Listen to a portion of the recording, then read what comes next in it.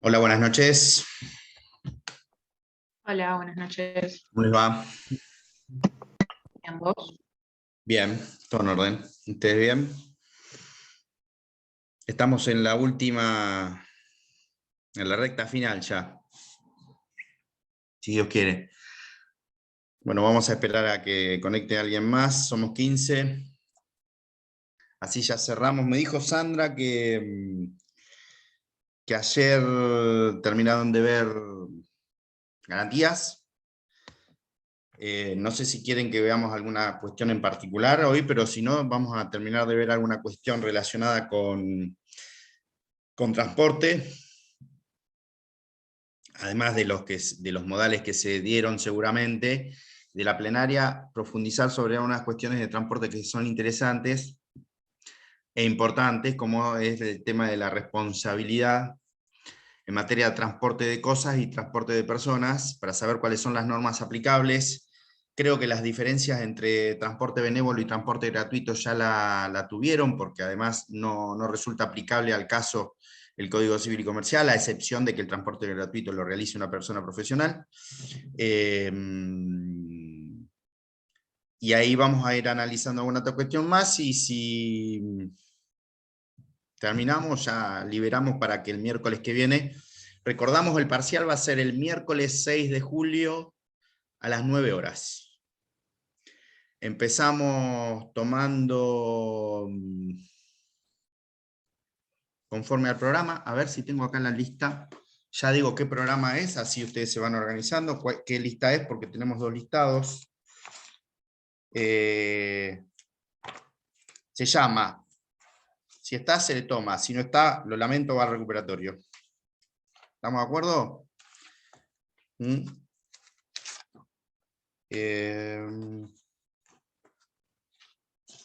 Porque ese día es un día medio complicado para todos.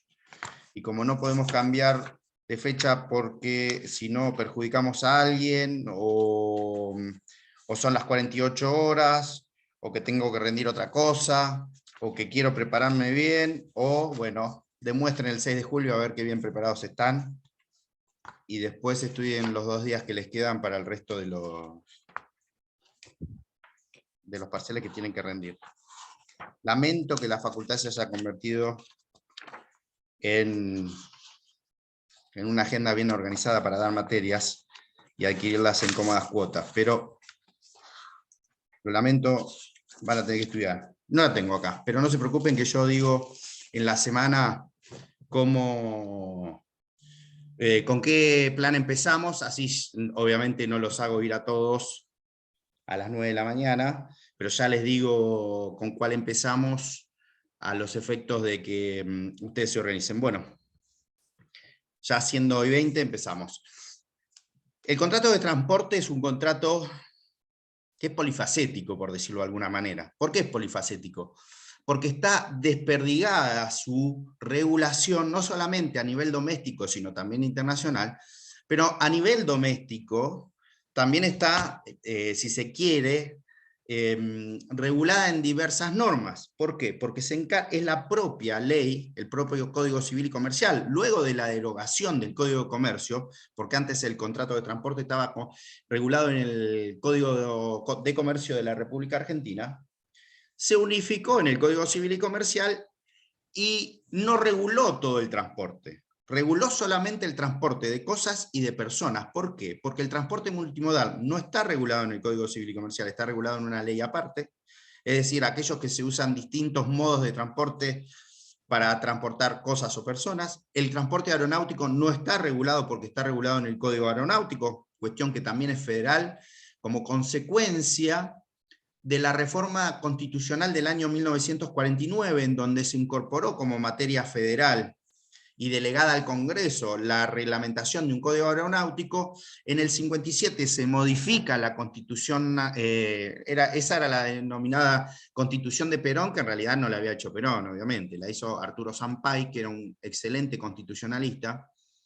Esa es la constitución del 49, ahí se incorpora el derecho aeronáutico, ahí es la razón de ser de por qué la materia aeronáutica federal, además de ser una ley especial por el Código Aeronáutico, La ley de navegación, que si bien es comercial también, está incorporada al Código Civil y Comercial, también tiene su propia regulación.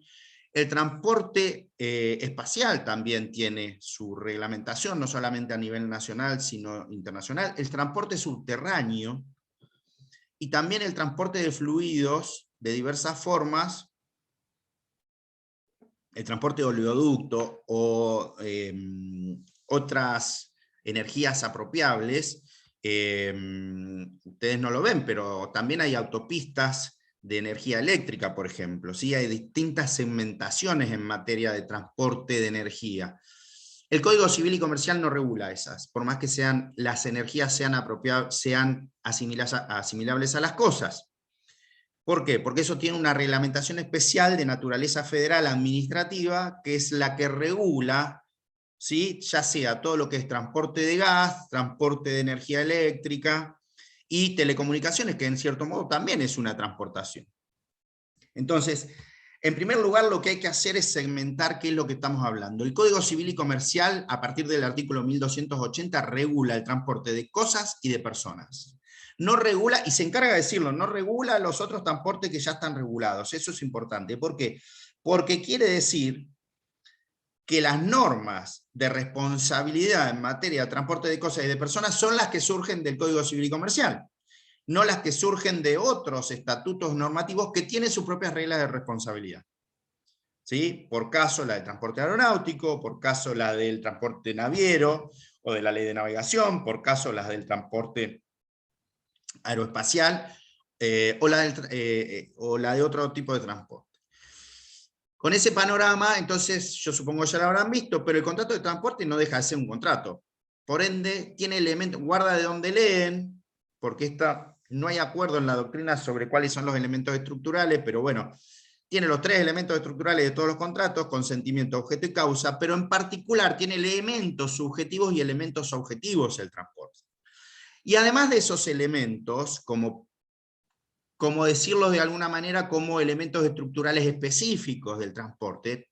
¿Y por qué esto? Porque esto generó, ya en el Código de Comercio italiano, anterior a la unificación entre Vidadri y Vivanti y otros autores, si el hecho de transporte implicaba per se, ustedes saben que en el hecho del transporte no es el transporte, el contrato de transporte en sí mismo, sino que el hecho de transporte es el de transportar una cosa. En realidad el fenómeno que se regula es el de la traslación de una persona o una cosa de un lugar a otro, con otras obligaciones principales y otras obligaciones subyacentes. Entonces, lo que importaba principalmente en el transporte de cosas era la discusión en torno a si se consideraba real o no. Era una discusión bizantina, prácticamente, en torno a Ercole Vidari en el Código de Comercio italiano, y otros autores como Vivanti, Rocco, Bolafio y demás, antes de la reforma del Código Unificado de 1942. Y en realidad, la conclusión es que el transporte de cosas, como el transporte de personas, no son contratos reales, primer punto. Ya la doctrina comercialista consideraban que no eran contratos reales, y hoy en día tampoco es real, porque se derogó esa categoría en materia contractual, como ustedes sabrán, ya no existen más los contratos reales. Incluso los contratos de préstamos que eran considerados reales no existen. Entonces, si uno tuviese que describir cuáles son los caracteres del contrato de transporte, el contrato de transporte es un contrato bilateral, consensual, siempre oneroso, el del Código Civil y Comercial, oneroso, de ejecución continuada. Puede ser de ejecución diferida alguna prestación, puede ser intuito personae o no, de acuerdo a cuál sea la naturaleza del prestador del servicio, por decirlo de alguna manera. Entonces, esos elementos, y en principio es aformal. ¿Por qué? Porque lo único que dice la guía es que hay que tener, lo único que dice la ley es que pueden existir dos instrumentos que son denominados papeles de comercio, a los cuales la ley regula como carta de porte o guía. Deporte no como deporte, sino porte, ¿no? Carta de porte, de portar, de porteador. Estos son instrumentos que en realidad reflejan cuáles son las obligaciones tanto del transportista como del cargador, en el caso de transporte de cosas. Pero más allá de esa cuestión, no dejan de ser papeles de comercio, y al ser papeles de comercio, en cierto modo, la ley provoca, por la emisión, yo creo que si vieron Garantías deben haber visto Warrants con Sandra, y vieron que los warrants, cualquiera de las dos clases de warrant, hay 2 millones de clases de warrant, pero de las dos leyes de warrant que existen, tanto los privados como los públicos, el warrant no deja de ser un título de crédito, un certificado de garantía, y en realidad hay una doble emisión, ¿sí? Por un lado el certificado de depósito y por otro lado el certificado de garantía. Y ustedes saben que el depósito puede ser de doble naturaleza, es decir, el depósito voluntario, obviamente, no el necesario. El depósito voluntario puede ser de naturaleza regular o irregular, que eso es lo que determina, en cierto modo, en materia bancaria, la traslación de la propiedad de la cosa dada en depósito, y en materia de cosas no fungibles, no consumibles, que no se traslade la propiedad. Y el warrant, obviamente, puede ser incluso hasta de bienes registrables, como ocurre con el Fair House warrant, que es el caso de los warrants en materia de automotores. Pero más allá de esa cuestión, el transporte también posee esa dualidad de permitir que se duplique el instrumento que genera el contrato de transporte, que es la carta de porte o la guía, y esa circulación genera un cierto crédito. Esto está regulado en el Código Civil y Comercial, obviamente. Y lo transforma, lo torna en un título de crédito cuando se permite la emisión de un segundo ejemplar, que puede ser de triple naturaleza, como casi todos los títulos de crédito. Puede ser nominativo, o a la orden o al portador. Y de ello dependerá cuál es la ley de circulación en particular.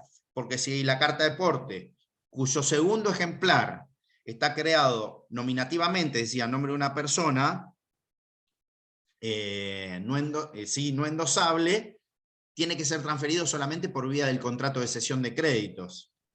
Y si es un título creado al portador, perdón, a la orden, primero, antes que al portador, a la orden de una persona determinada, puede ser transferido mediante endoso. Es decir, por el simple endoso, el endoso es un acto jurídico unilateral, no es un contrato. Y si fuese al portador, es decir, sin designación de beneficiario, obviamente el que lo posee, el hecho de la tenencia del título, de portar el título del portador legitimado, es aquel que tiene el título en sí.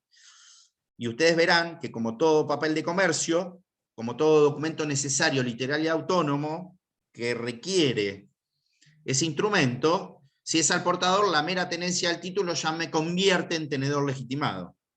Y puedo reclamar los derechos emergentes de ese título como consecuencia de esa tenencia. En este caso, la tenencia me autoriza a mí, si las presento frente al transportista, a quedarme con la mercadería, ¿sí? Si quiero retirar la mercadería. En realidad esto es un instrumento que sirve para generar crédito. Pero más allá de esta cuestión, nosotros decíamos que el contrato de transporte, como se encuentra regulado en el Código Civil y Comercial, en primer lugar determina cuál es su ámbito de actuación, siempre, objetivo. En segundo lugar, desplaza aquellas normas que regulan específicamente los transportes modales, como decíamos, la ley de navegación, la ley aeronáutica, la ley multimodal. ¿Sí? Eso no está regulado por el Código Civil y Comercial. Pero además, tampoco regula el transporte benévolo ni el transporte gratuito, como ustedes vieron. A excepción de que el transporte gratuito sea realizado por alguien que es profesional. Fíjense cómo aparece ahí. Cómo aparece ahí lo que en el otrora viejo Código de Comercio derogado aparecía en el artículo 1 como al comerciante lo definía como aquel sujeto que, teniendo capacidad legal para contratar, ejercía por cuenta propia. El transporte es un acto objetivo de comercio. El transporte es un acto objetivo de comercio. El transporte siempre es comercial, porque su abolengo, su origen es ser comercial. ¿Sí? Se convirtió en acto objetivo de comercio, pero ¿quién desarrollaba eso? Un sujeto, que era una empresa transportista o un sujeto transportista, haciendo de ello su profesión habitual. Y entonces ahí se incorporaba la profesionalidad y la habitualidad del acto del transporte o del ejercicio del transporte como un elemento determinante para decir que ese sujeto era un especialista en el tema o era comerciante, y por ende se le aplicaban todas las normas del Estatuto Comerciante. Hoy ya eso no lo tenemos, pero fíjense cómo en la definición de transporte tenemos la alusión a aquel sujeto que realiza transporte. Si ustedes lo quieren ir a buscar, el artículo es el 1282, cuando termina concluyendo, que dice que sea efectuada por un transportista que ofrece sus servicios al público en el curso de su actividad. ¿Quién es ese sujeto? Sino aquel que está autorizado por el Estado Nacional a efectuar la prestación del servicio, ya sea de personas o sea de cosas. Porque el transporte es una materia regulada, una actividad regulada por el Estado, obviamente. Y además no solamente es regulada por el Estado, sino que en materia de regulación federal. ¿Por qué? Porque está expresamente delegada por las provincias, por esa famosa cláusula de comercio interjurisdiccional. ¿Cómo les parece que ocurre el comercio interjurisdiccional si no es por vía del transporte? ¿Sí? Obviamente en la época de la Constitución no existían los aviones, en la originaria. En la del 94 sí, y si es que lo pueden usar, en este país por lo menos, porque hay otros países donde se usan y funcionan fantásticos, pero acá no. Y más allá de esa cuestión, se realizan por vía del transporte. Fíjense, ahora ustedes que van teniendo todos los elementos relacionados con el derecho comercial, cuando vieron contratos y cuando vieron comercial 1, que básicamente todo el ejercicio de la actividad comercial trasunta en torno a un solo contrato que es la compraventa. Todo lo que viene, salvo algunas particularidades como por ejemplo transporte de personas. El transporte de personas no es accesorio a una compraventa, pero el transporte de cosas sí. El transporte de cosas sí. Haya pandemia o no haya pandemia, porque las cosas físicas por mail hasta ahora no se pueden trabajar, por vía electrónica tampoco, entonces hay que, el hecho de transportar esa cosa tiene que trasladarse de alguna manera. ¿Cómo se hace? Por el transporte. Con lo cual, desde todos actos que hacen ustedes, desde comer hasta intercambiar bienes y servicios, todo se hace por vía del contrato de transporte, que generalmente es coadyuvante al de compraventa, porque hay que trasladar la cosa comprada. De alguna manera hay que trasladarla, o el servicio prestado hay que trasladarlo. Entonces, ahí aparece esa primera definición. ¿Qué es lo que caracteriza para desmembrar? Porque hay muchas categorías de transporte, ¿no? El transporte gratuito, el transporte benévolo, el contrato de transporte propiamente dicho, que siempre es oneroso, el transporte clandestino. Hay miles de transportes, hay miles de maneras de llamarlo al transporte, pero la diferencia está en la responsabilidad. ¿Está? Entonces, nosotros hoy lo que vamos a tratar de ver y analizar brevemente, tampoco le vamos a meter mucha ciencia a esto porque básicamente está regulado en algo que ustedes ya conocen, que es la materia obligacional. Todo el hecho del transporte en sí misma es de naturaleza objetiva la imputación de responsabilidad. ¿Sí? Sea el transporte de cosas, sea el transporte de personas, siempre la responsabilidad es de naturaleza objetiva. ¿Por qué? Y ahí es donde aparece el desmembramiento. El desmembramiento lo provoca el artículo 1286 del Código Civil y Comercial, si no me equivoco, sí, 1286. Que es el que dice, o que menciona, cuál es la responsabilidad del transportista. Las partes ya saben, son dos. Transportista, que es el profesional que se dedica a transportar la cosa o las personas, y después está el pasajero o el cargador. ¿Está? Después puede haber otros sujetos. Pero más allá de esta cuestión, la responsabilidad siempre es de índole subjetiva. ¿Qué es lo que diferencia es decir, qué es lo que aparece como desmembrado en materia de responsabilidad del transportista en la regulación del Código Civil y Comercial? Que para el transporte de personas aplica subsidiariamente el régimen de responsabilidad previsto en el artículo 1757.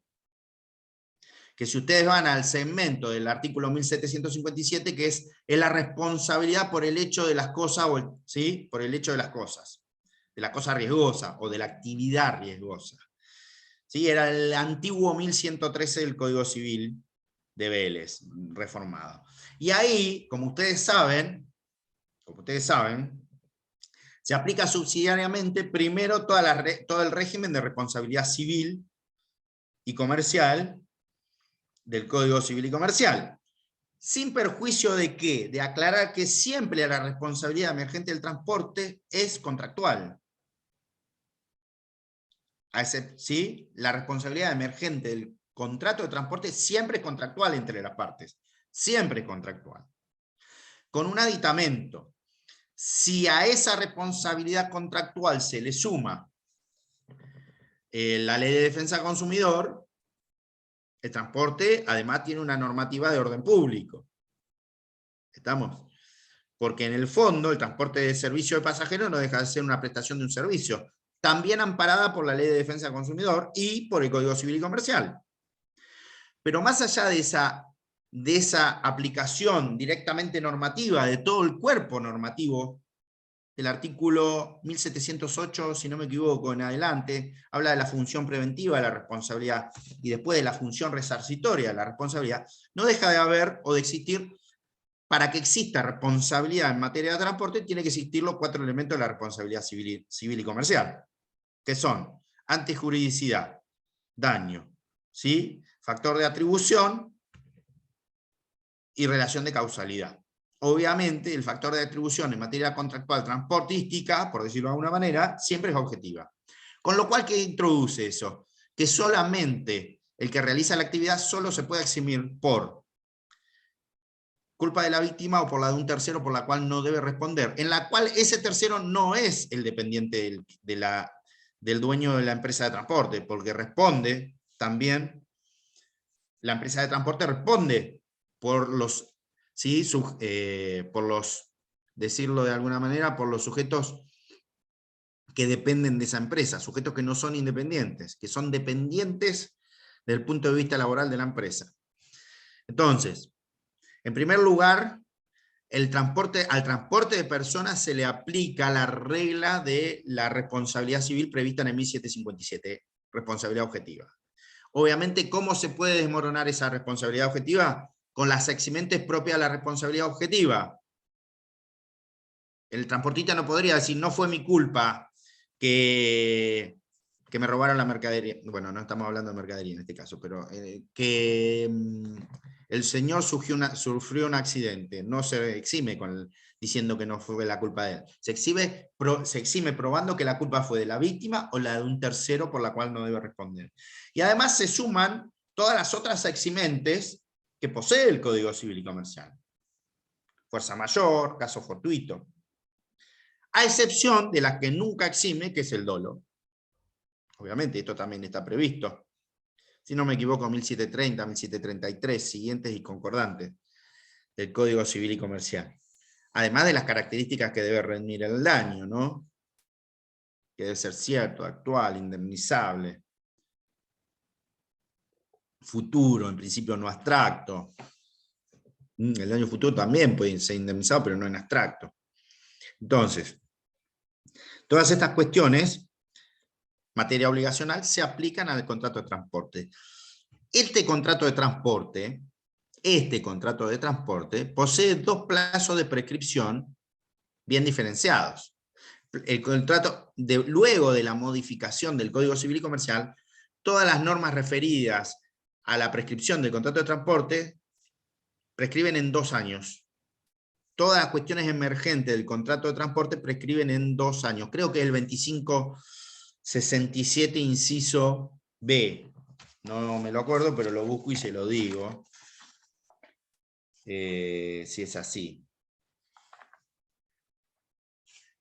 2563. Debería ser. No. No es ese.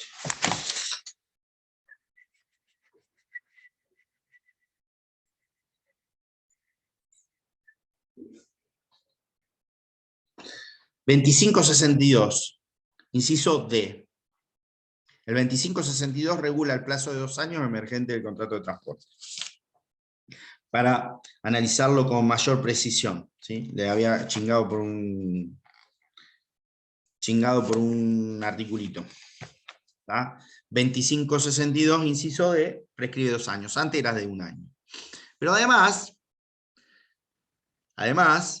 se aplican las reglas de responsabilidad. Está unificada con las reglas de responsabilidad, que también son de 2 años. Pero además, a la carta deporte,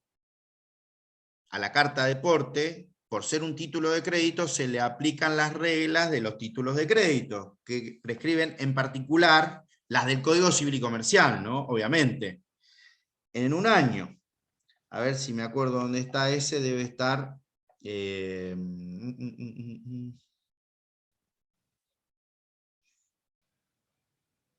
Hoy estoy con el tremendo. 2564, inciso D.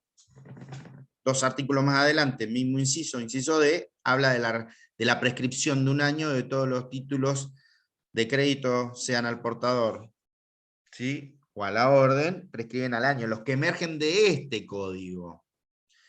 Porque el decreto 5965/63, que es el decreto de letra de cambio y vale o pagaré, tiene plazo de prescripción específico, y que son mercantiles y que no está derogado ese régimen y se aplica subsidiariamente a este régimen, ¿eh?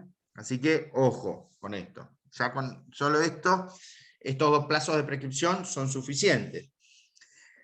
¿Qué vuelta le podríamos encontrar a la cuestión acá? Que si el transporte de personas se aplica a la normativa consumidor, a partir de la reforma del del 2015, tendríamos un plazo de prescripción de reclamo de acciones por parte del consumidor de 5 años. ¿Está? Porque es el más beneficioso. ¿Estamos de acuerdo? Entonces, ojo con eso. Ojo con esa cuestión. Es decir, habría 3 plazos de prescripción de acuerdo a la naturaleza de la persona que realiza esa prestación. Es difícil decir que el transporte de personas no es un servicio al consumidor, porque casi todo el transporte de personas es por para prestar ese servicio, para que lo consuma alguien, para que lo use alguien a ese servicio. No importa si en definitiva es de destino final o no. ¿Cómo pruebo yo el destino final? Soy empresario y no me comprenden las normas de viajo por decirlo de alguna manera, no en transporte aeronáutico, pero viajo en colectivo, viajo en ómnibus y no me comprende, viajo en tren y no me comprende. Entonces, es difícil eso. Por acá estamos, entonces, diciendo que la responsabilidad se aplica el régimen objetivo de responsabilidad, no se aplica el régimen subjetivo, y las eximentes son las mismas de la responsabilidad. ¿Qué es lo que establece la ley con diferencia? Un régimen dual, si se quiere, en materia de personas, con relación a los objetos o efectos que lleva el cliente del contrato de transporte, ¿sí? El señor que usufructúa el transporte, que la ley lo denomina como pasajero. ¿Por qué? Porque existe un régimen donde no se pueden eximir las responsabilidades en materia de daños por muerte o lesiones graves, o lesiones, no se pueden imponer cláusulas limitativas de responsabilidad respecto a eso, pero sí se pueden responder o poner cláusulas limitativas de responsabilidad en cuanto a los efectos y las cosas que lleva el pasajero puestas en ese momento. ¿Está claro? Es decir, una valija. ¿Sí? La valija no responde por la misma regla de responsabilidad civil que el pasajero por lesiones o daños, sino que responde, ahí podría eximirse, si hay un pacto en contrario, un pacto contractual específico, podría eximirse el transportista. ¿Por qué? Porque si el pasajero no declara las cosas que lleva dentro de sus efectos, o los efectos que declara, ahí podría haber un atenuante de la responsabilidad o una exclusión de la responsabilidad. ¿Estamos? Es decir, ojo con esta cuestión, ahí se podría exponer que si no hay culpa se podría eximir el transportista denunciando que no hay culpa en los daños que sufrieron, los desperfectos que sufrieron, los efectos que lleva el viajero o que lleva el pasajero en el hecho en el contrato de transporte. ¿Está claro? Una cuestión es la responsabilidad civil objetiva derivada con relación al sujeto, y otras cosas son las relaciones derivadas con relación a las cosas que el sujeto lleva. Ahí hay un desmembramiento. Esto que estoy diciendo no lo inventé yo, ¿eh? Está previsto en el artículo, bueno, más allá de las obligaciones del 1290, en el 1294 y en el 1293. ¿Por qué? Porque tiene obligación el pasajero de denunciar si lleva cosas de valor y declarar las cosas que lleva para que el transportista pueda hacerse responsable. Fíjense cómo en 1292, si ustedes analizan 1291, 1294, aparece la extensión y la limitación de la responsabilidad del transportista con relación a las cosas o efectos que lleva el pasajero. Entonces, primer foco de atención. Una cuestión es la responsabilidad por el contrato de transporte de personas con relación a la persona, donde ahí, plum, volamos directamente por aplicación del 1286 y del 1757 a la sección genérica de responsabilidad. ¿Está? 1757, responsabilidad objetiva por actividad riesgosa o peligrosa o, ¿sí?, cosas riesgosas o peligrosas. El transporte es considerado, pues se realiza obviamente por vía de transporte mecanizado, es una actividad riesgosa. Entonces, factor de atribución siempre objetivo. ¿Se cambia ese factor de atribución? No, no se puede cambiar nunca. ¿Por qué? Porque lo dice la ley. Las partes no podrían dejarlo sin efecto. Es más, expresamente la ley dice que no se exime de responsabilidad el transportista en caso de daño por muerte o lesiones. ¿Y por qué pasa eso? Porque la materia de atribución de factor no puede ser modificada por las partes, son normas imperativas. ¿Y qué me determina eso? La manera en que tengo que probar y la manera en que me eximo de responsabilidad. Siempre recuerden ustedes que el hablar de factores de atribución implica o pivotea sobre la importancia de la prueba y de lo que tengo que acreditar. Y de cómo me eximo de la responsabilidad. Ejemplo, si yo digo que el factor de atribución es objetivo, a mí no me sirve para nada como actor venir a probar que tiene culpa el transportista. ¿Se entiende? No sirve de nada. ¿Por qué? Porque la responsabilidad ya está en cabeza del transportista por el hecho objetivo. Yo no tengo que probar nada como actor. Lo único que tengo que probar, ¿qué es? El hecho. ¿Cuál es el hecho? De que tengo un contrato de transporte celebrado y que me transportaban. Me estaban trasladando. ¿Se entiende? No tengo que probar la responsabilidad ahí. Tengo que probar el hecho. Si la responsabilidad tuviese un factor de atribución subjetiva, ahí sí tengo que probar, además del hecho, que los factores subjetivos se prueban, que él obró en forma de culpa o con dolo. Ahí sí tengo que probar ese factor. El factor objetivo no lo tengo que probar. El consumidor no tiene que probar su factor objetivo. El transportado tampoco tiene que probar su factor objetivo. Lo prueba la ley. La ley dice ya que es responsable el transportista. Porque ese contrato tiene una obligación de resultado. ¿Cuál es esa obligación de resultado? La obligación de seguridad. La de trasladarse de un lugar. Si yo me subí sano a un lugar, a un transporte, me tengo que bajar sano en el lugar en donde se comprometió a dejarme el transportista. ¿Se entiende? Con lo cual, todo lo que pase en el íter del transporte será responsable el transportista. Y ahí sí pivotea sobre cómo tiene que probar la eximente el transportista. No le sirve probar cualquier cosa. Che, no, pero ¿sabes qué? El pasajero estaba dormido y no se dio cuenta. No. Vos tenés que probar que la culpa es de la víctima o la de un tercero por la cual no debés responder. Por eso no se exime si hay culpa del chofer del ómnibus, supongamos. Que esa responsabilidad sí es subjetiva. ¿Está? La del chofer del ómnibus sí es subjetiva. pero responde el transportista porque es su dependiente, lo dice la ley. Pero la que yo le tengo que acreditar, típico ejemplo, accidente en la vía pública con un colectivo. Yo ahí tengo responsabilidad objetiva de la empresa de transporte. ¿Está claro? Pero responsabilidad subjetiva del chofer. Al chofer no se le extiende la responsabilidad subjetiva. ¿Estamos? No se le extiende la responsabilidad objetiva. Tengo que probar que él obró culposamente o con dolo. ¿Está claro? Entonces, ojo porque se me segmentan. Por eso habla de responsabilidad concurrente en alguna parte el contrato de transporte. ¿Y por qué concurren? Porque las causas son diferentes entre el sujeto que conduce y la empresa de transporte. ¿Está claro?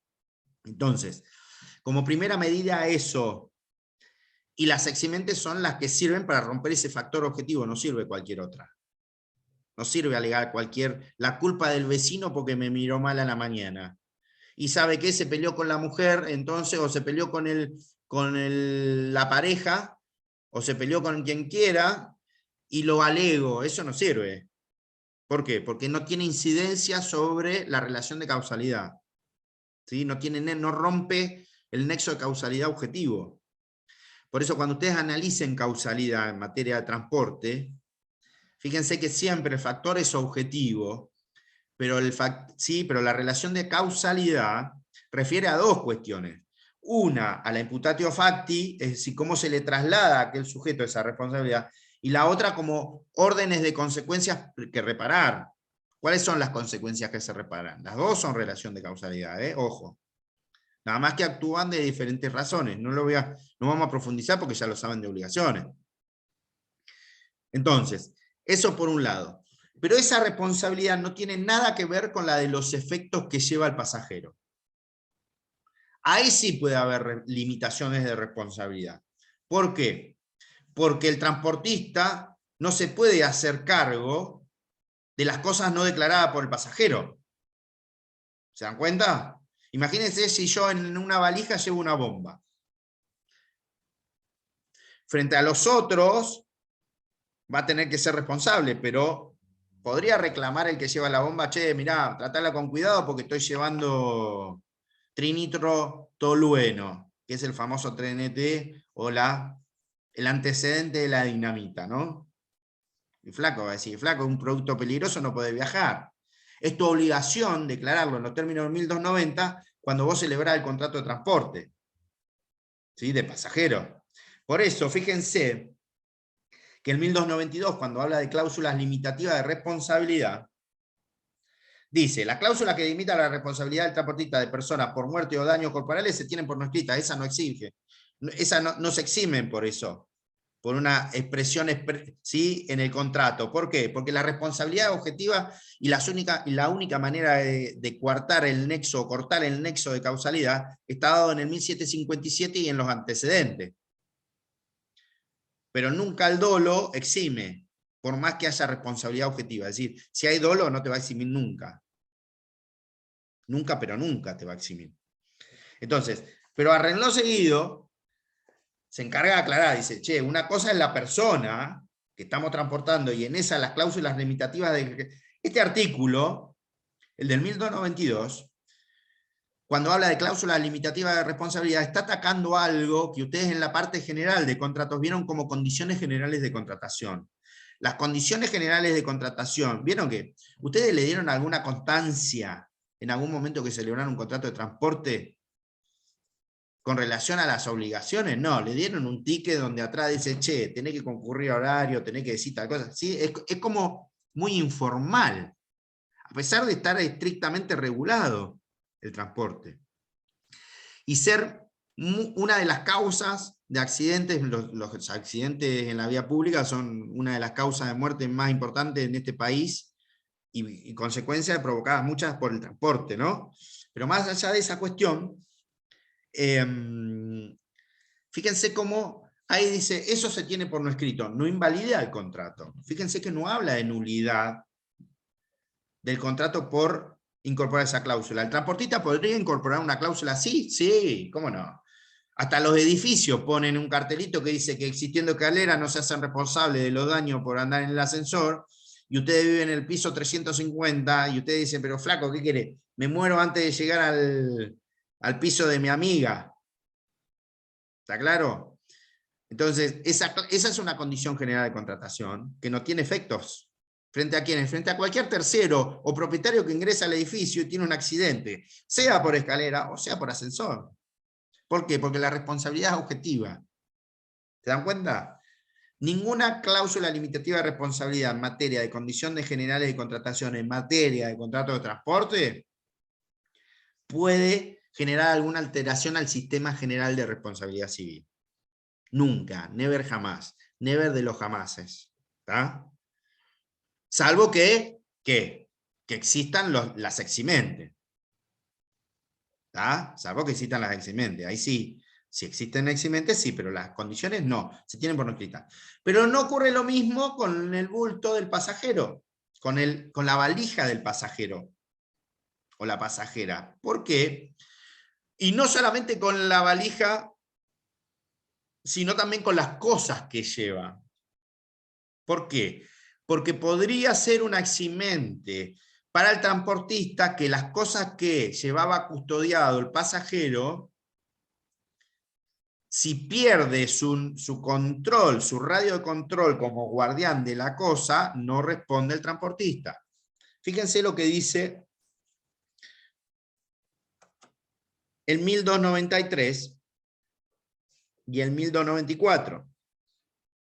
Tampoco, 1294, el ejemplo más típico es el segundo párrafo. Tampoco responde por la pérdida del equipaje de mano y de los demás efectos que hayan quedado bajo custodia del pasajero. Che, me olvidé la notebook, iban ustedes trabajando, redactando un contrato, pues son todos especialistas en contratos comerciales, viajando a La Haya, y se olvidan la notebook en el colectivo, en el ómnibus, que va de Mar del Plata a Buenos Aires, previo a tomarse el avión a Ezeiza. O en el Tienda León, supongamos. Y se la hicieron, obviamente. Vieron que siempre en este país es raro que haya dueños de lo ajeno, pero de vez en cuando hay algunos. Y es raro encontrarse, pero hay gente que es dueña de lo ajeno, le encanta manejar más lo ajeno que lo propio. Así que imagínense que esa cuestión se encuentra con una situación de esa. ¿Qué hacen ustedes? ¿A quién le reclaman? ¿Se podría reclamar la pérdida de la notebook? ¿Vieron? Que incluso en los aviones pasa. Your personal belongings, ¿no?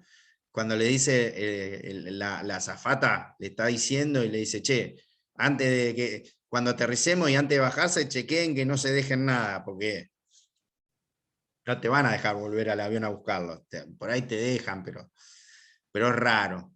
Entonces, fíjense cómo en el transporte de personas la ley hace una diferenciación en cuanto a imputación de responsabilidad. Ojo, la de la persona, la de los daños provocados contra la persona, esa no se exime. Sos responsable en los términos 1757, pero con relación a los efectos que el pasajero lleva, ahí sí se exime. Y ahí sí puede haber cláusulas limitativas de responsabilidad. Y causas ajenas. ¿Estamos? ¿Estamos? Eso por un lado.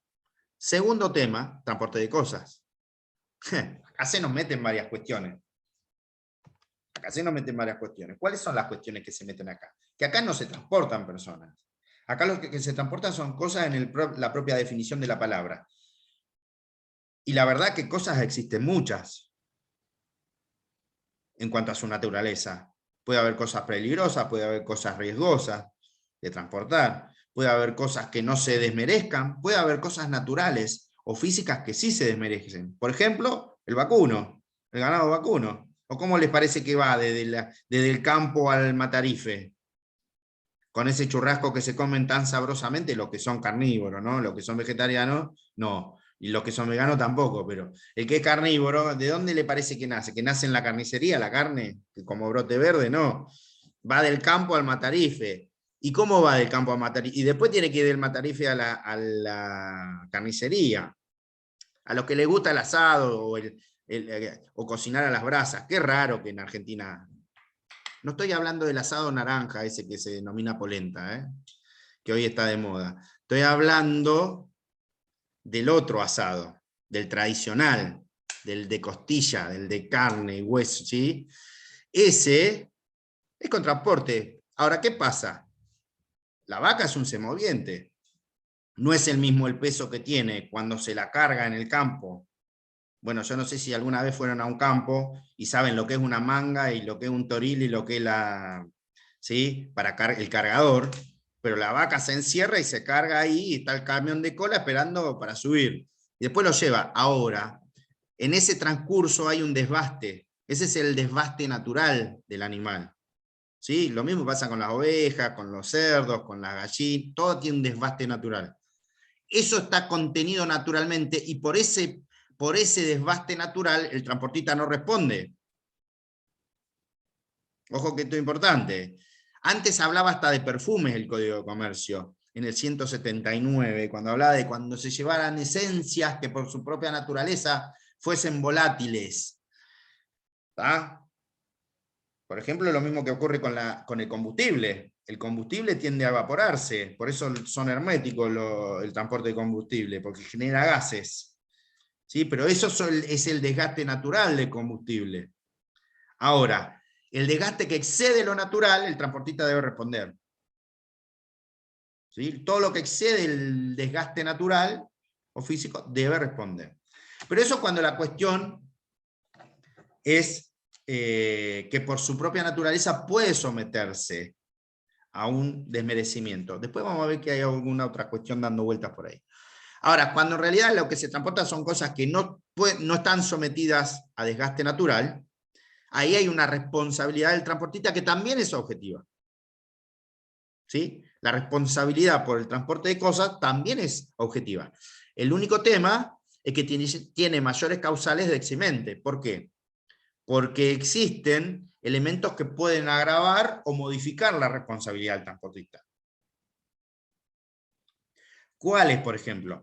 Primero, la existencia de transportes sucesivos, o la existencia de varios transportes por varios despachos, es decir, de varios transportes por expedición. Supongamos, esa cosa suele pasar mucho en transporte multimodal, pero más allá de eso, el típico caso, bueno, no sería el caso en análisis, como el caso de las maletas cuando hacen transbordo, ¿vieron? Ese es el típico caso de varias expediciones. Es decir, la maleta, ustedes, ¿cómo puede ser que estaban en Turquía, se fueron a Roma, de Roma a Madrid, de Madrid a Sao Paulo o a Ezeiza? ¿Y cómo llegó la maleta a Ezeiza? Si ustedes se subieron en Turquía y no vino el avión directo de Turquía a Buenos Aires. Bueno, porque hubo una expedición, varias expediciones. Entonces lo que genera ahí, la ley se encarga de establecer, que cuando existen varios sujetos transportistas que sean en modo sucesivo o por vía de expedición, realizan el transporte de la cosa, todos responden de acuerdo a la porción o al trayecto que se comprometieron a trasladar la cosa. ¿Está claro? Y esto es importante, porque hay una sucesividad en el hecho del transporte. Y el primero no tiene por qué responder de la deficiencia de la mercadería del transporte realizado por el último. ¿Está claro? Por eso, la propia ley, cuando habla del segundo testimonio en la carta de porte, o de la carta de porte en sí misma, se encarga de establecer que el transportista en el transporte sucesivo puede dejar constancia de cómo deja la mercadería en el otro transportista, para que cuando llegue a destino él pueda establecer la limitación de su responsabilidad. Si no puede establecerse, en principio todos son responsables solidariamente frente al destinatario de la cosa transportada, que tiene derecho a reclamarla, obviamente, no llegó en buen estado. Típico caso, compramos algo en Mercado Libre y no llega, y ustedes tienen una alegría porque llegó la comunicación virtual de que está el paquetito en el punto de retiro, ¿sí? El pick point, y resulta ser que lo sacan y cuando llegan a la casa o encuentran un ladrillo o encuentran un paquetito de puré de tomate que se parece muchas veces a los perfumes, ¿vieron? Que más o menos se la saben todas, ¿eh?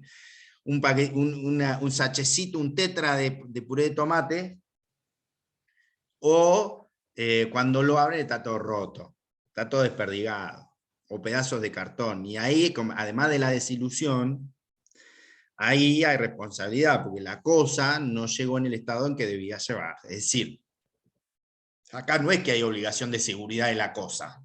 La obligación de seguridad se aplica en materia de transporte de personas. Acá lo que tiene que pasar es que la cosa, cuando se deja, cuando el cargador, que es la parte que deja la cosa en el transportista, la deja aclarando cuál es el bulto, cuál es la dirección, cuál es el destinatario, ¿sí? También tiene que decir en qué estado la deja, o revisarla, para que cuando la reciba el destinatario, primero que tiene derecho a chequearla, y segundo, además de tener derecho a chequearla, tiene que saber en qué estado la recibe. Por ejemplo, se compran en el hot sale un somier de esos interminables que tienen 250 metros de un lado por 250 metros del otro. ¿Sí? Ya excede lo que Insax, es un reinado de somier. Entonces fíjense que cuando el Trump dice, ay, gracias por la compra, usted estará recibiendo entre los 15 o 25 días hábiles un somier hermoso, no sé cómo vamos a hacer para llevarlo, porque mide 250 metros por 250 metros, calculo que en parte lo llevaremos. Pero fíjense que les dice una cosa, cuando usted lo reciba y vaya el transportista a cargarlo a su casa, revise la cosa que se le deja y ponga en el remito cómo la recibe. Ese es la manera de determinar la responsabilidad del transportista si la cosa no llega en buen estado. ¿Está? Por eso, si ustedes lo revisan y son cosas, la ley es pilla, y bueno, no es que la ley es pilla, sino que son años de regulación. La ley establece claramente que el transportista se hace responsable hasta que descarga la cosa en el domicilio del destinatario, o el destinatario la va a buscar al punto de recolección, pero siempre aclarando que si la cosa es ostensible, que no tiene efectos, el transportista se desliga de la responsabilidad por el deterioro de la cosa. Por eso le pone la carga al destinatario, al que recibe la cosa, de que si ve que existen desperfectos visuales al inicio, al verlo o al recepcionarlo, tiene que dejarlo aclarado, o puede negarse a no recibirlo. ¿Sí? Porque donde ustedes cierran, cerraron la responsabilidad del transportista, ya no le pueden reclamar al transportista. ¿Está claro? Ojo, esto ocurre en el transporte de cosas. Por eso, cuando el cargador va a dejar las cosas al domicilio del transportista, o acuerda que las va a recibir, que las va a pasar a buscar el transportista, tiene que establecer bien, es una obligación, y tiene que estar en el contrato de transporte de cómo deja la cosa que va a ser transportada. ¿Estamos? Entonces, vamos a hacer burdo en el ejemplo. Che, me tenés que transportar 50 maples de huevo. Bueno, perfecto, ¿qué haces? ¿Lo llevas al transporte o lo vas a...? No, pasalo a buscar. Baja con la zorrita con la que llevan los maples de huevo, la transportadora, esa que usamos en tribunales, antes la usábamos para llevar los expedientes, ¿sí? Todos los expedientes apilados ahí iban haciendo los pases, ahora ya se migra, todo se migra digitalmente, aunque hay algún pase manual. Y cuando está bajando los huevos, lo descarga y ¡pum! Se caen los huevos y se rompe todos los maples. Todo el maple de huevo. Y lleva, en vez de huevos transportados por maple, lleva yemas por un lado y claras por el otro. ¿Sí? Y cáscaras también. En ese caso, ¿a usted le parece que el transportista lo carga y le dice, sí, queda tranquilo que no se va a dar cuenta, che, el que lo recibe? No, directamente le va a decir, no, flaco, vos no me estás dando maples de huevo, me estás dando huevo roto.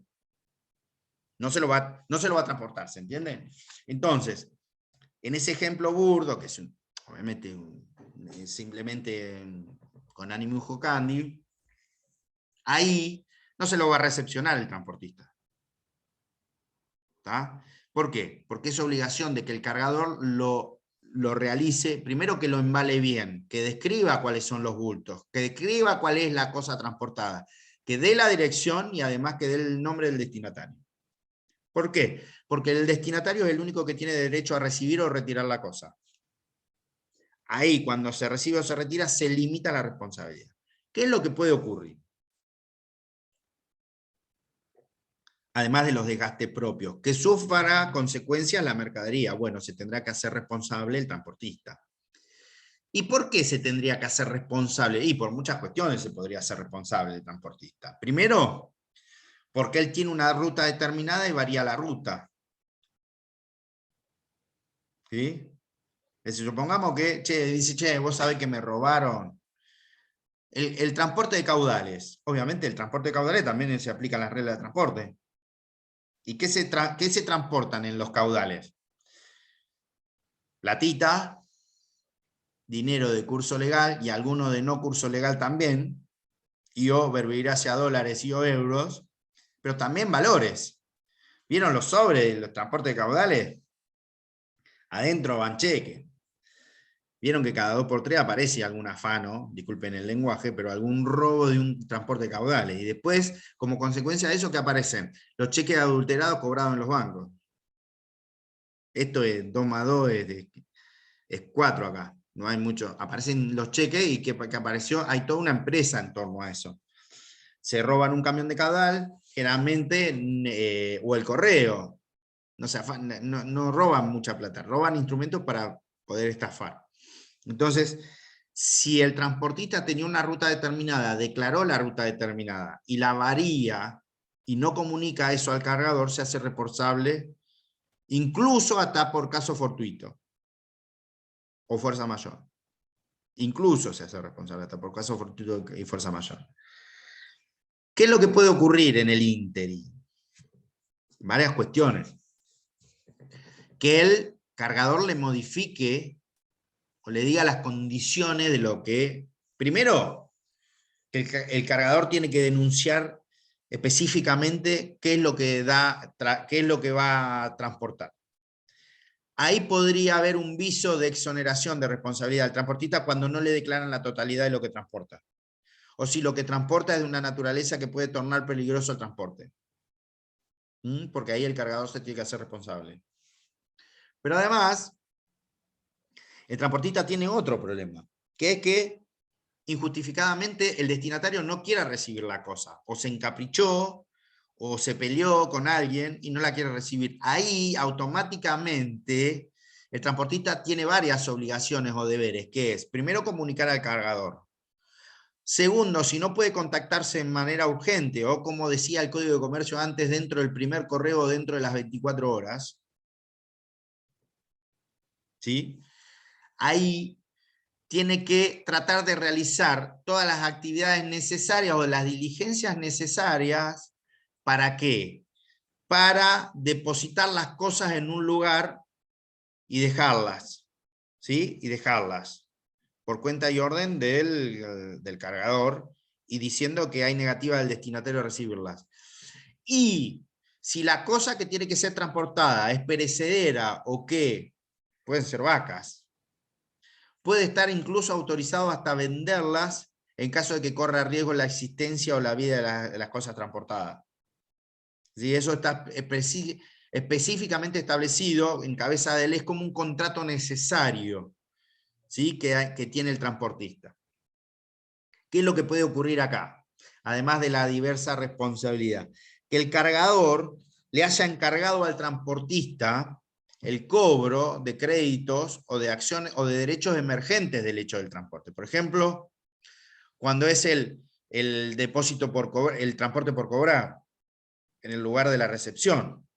Ahí el transportista tiene sí o sí que cobrar la cosa, porque si no la cobra, es responsable frente al cargador del pago, es garante frente al cargador del pago, ¿sí? de esos créditos, y no le puede reclamar su cobro, o el cobro de sus honorarios, o el cobro por la prestación de servicio al cargador, aunque mantenga la acción contra el destinatario.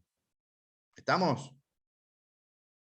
¿sí? Hay una suerte como una suerte de compensación entre lo que tendría que haber cobrado y que no dejó o no terminó de cobrar por el cargador. ¿Por qué? Porque ahí hay una figura representativa que se nos cuela. Esto que estoy diciendo, si no me equivoco, está en el 1317, ¿puede ser? A ver, vamos a ver. 1319 empieza mandato. Sí, 1318. Fíjense que hay una figura de representación ahí. 1318 cuando dice representación en el transporte sucesivo. ¿Está? Fíjense cómo dice, cada transportista sucesivo tiene el derecho de hacer contar en la carta. El último transportista representa a los demás para el cobro de los créditos. Eso con relación al transportista. Pero también hay una obligación específica con relación al cargador. Cuando no cobra la cosa que se le encargó.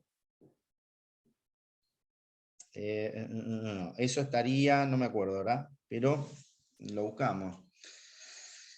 Hay una doble representación y hay una limitación de responsabilidad. Acá, el 1309. 1309, ese es fundamental, ese artículo. Porque ahí empieza toda una serie de delimitaciones entre la responsabilidad del cargador y del transportista, y en el 1309 es claro, con relación a lo que estamos hablando, que dice que el porteador que entregue las cosas al destinatario sin cobrar los créditos propios o los que el cargador le haya encomendado cobrar, contra entrega de la carga o sin exigir el depósito de la suma convenida, es responsable frente al cargador. ¿Estamos? Entonces, fíjense ustedes lo importante que es esta responsabilidad. Para no cansarlos ya, y porque ya estamos todos agotados también, y ustedes ya les veo las caras, están diciendo, ya, para, no diga más nada, no incorpore más nada, estamos todos repodridos, queda una semana, no sabemos qué vamos a hacer. Es importante tener en cuenta lo de la carta de porte.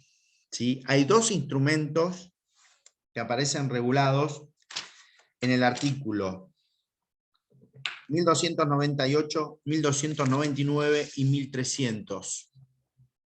¿Sí? Estos son dos instrumentos propiamente dicho comerciales, son papeles de comercio, son papeles comerciales, pero que pueden convertirse en título de crédito, que es una especie de los papeles de comercio. ¿Sí?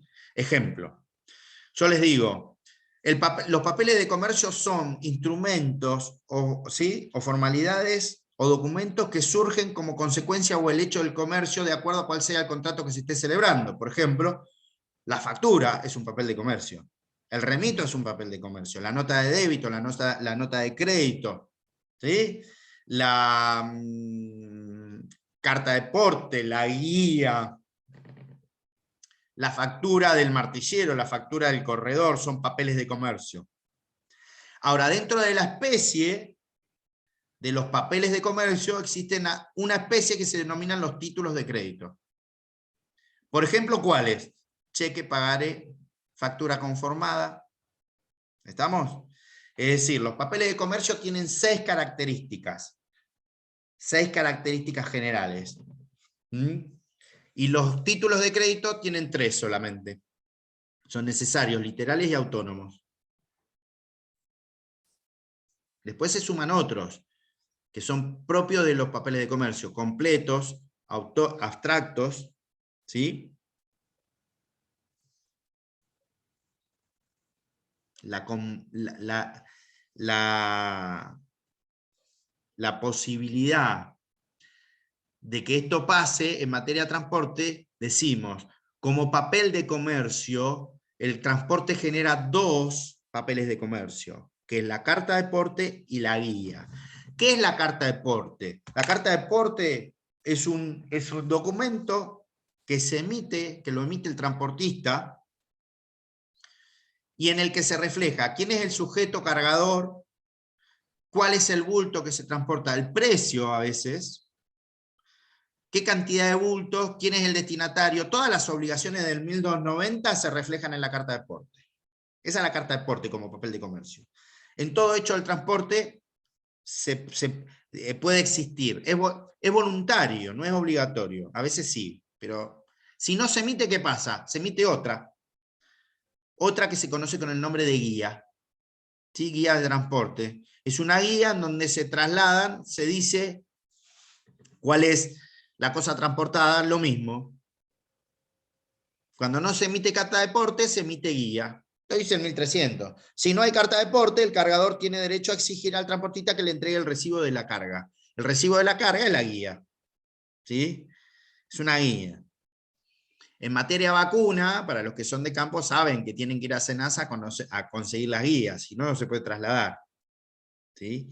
Cualquier tipo de ganado vacuno. En el caso de cereales pasa lo mismo, hay que ir a la cerealera a conseguir la guía del transporte cereal y el pesaje, ¿sí? Que es, no sé si alguna vez vieron una balanza pública, pero es una balanza grande donde se mete, va el camión lleno, plum, y donde más o menos equilibra, plum, bajan ¿vieron? ¿Se acuerdan? Eso, bueno, ahora no, porque ustedes ya son todos de la era digital, pero antes, los cargos, las constancias se metían en unas máquinas que pasaban y como que imprimían, no eran impresoras, eran los cargos, ¿sí? Y las balanzas también dan cargos, no cargos en los términos de la Constitución Nacional, sino cargos de que baja y tiene unos números que dejan impreso en agua, como sello de agua, el sello de agua, por ejemplo. Dejan impreso un número. Ese número es el del pesaje. Obviamente ese pesaje arroja un número total, que al cual después se le descuentan. ¿Vieron que los camiones dicen tara menos 7.500 kilos? Bueno, a eso se le descuenta el peso del camión y del acoplado. Entonces, sobre eso se saca la diferencia y se saca... Eso hay que hacerlo para saber qué es lo que se transporta y el origen del cereal, por ejemplo. Es decir, cada elemento tiene su métier, su expertise. El que se encarga de realizar calefactores, obviamente que tiene una carta de porte con un número determinado de calefactores que venden, supongamos escabe. Entonces, si hay carta de porte, no es necesario que haya guía porque es la carta de porte en sí misma. Y si no hay carta de porte, hay derecho a exigir la guía. ¿Qué es lo que ocurre? Tanto la guía como la carta de porte pueden tener un segundo ejemplar. El segundo ejemplar, que puede ser requerido por el cargador, es el que genera el título de crédito. ¿Por qué? Porque deja constancia de que hay mercaderías transportadas o en transporte y que su cargador, el que se presume el propietario, puede negociar con ellas.